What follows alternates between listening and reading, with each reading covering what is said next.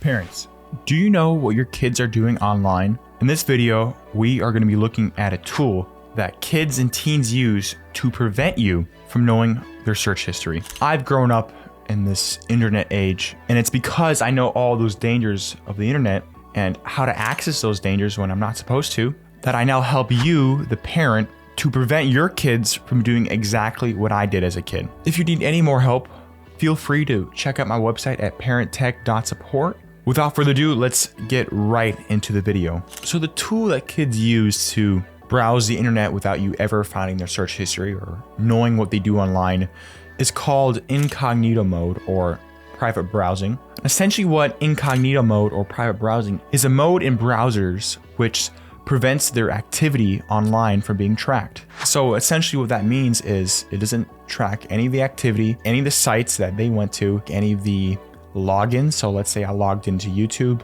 it wouldn't track my password that I set in there, so it wouldn't remember that. Once I close an Incognito Mode tab, it's gone forever. So let's say I had a friend who was browsing on Incognito Mode and he was looking up sites he was not supposed to. And I grab his phone, but before I grab his phone, he deleted that tab. If I were to look through his search history, I would find none of those websites in his search history because he was using an Incognito Mode tab or private browsing, depending on your browser. Incognito Mode has been used by kids and teens alike ever since it was introduced in 2005 by Apple. And the reason for that is it's so easy to access bad stuff online anonymously without your parents ever finding out. It's just 2 or 3 clicks and you're on an Incognito Mode tab, and you don't have to worry about deleting your search history. You don't have to worry about your parents finding out because you just close the tab and it's gone. No one ever will find your search history. There's also a few more things that parents should know about Incognito Mode. One of those is being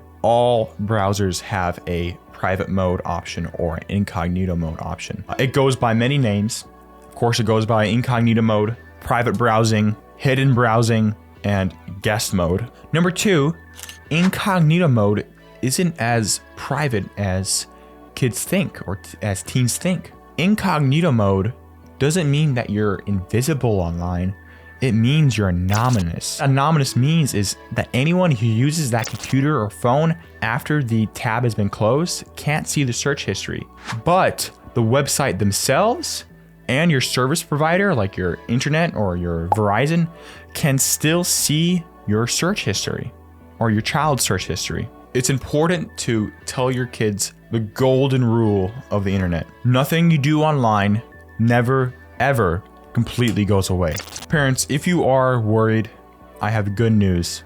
There is a way to remove Incognito Mode on your child's device. If the child has an iPhone or MacBook or any other Apple device, the way to disable Incognito Mode is to go to Settings, tap on Screen Time, tap Content and Privacy Restrictions, tap Content Restrictions, tap Web Content, then tap Limit Adult Websites to disable private browsing. Side note here, that only disables Incognito Mode on Safari. If the child has Chrome or Firefox installed on their iPhone, this will not disable Incognito Mode. You'll have to delete those apps and prevent them from re-downloading them in order to keep them off of Incognito Mode. If your child has an Android phone, the way you can disable Incognito Mode is using the Google Family Link service that comes free with any Android phone. If you don't like either of those 2 options, you can always use a third-party parental control service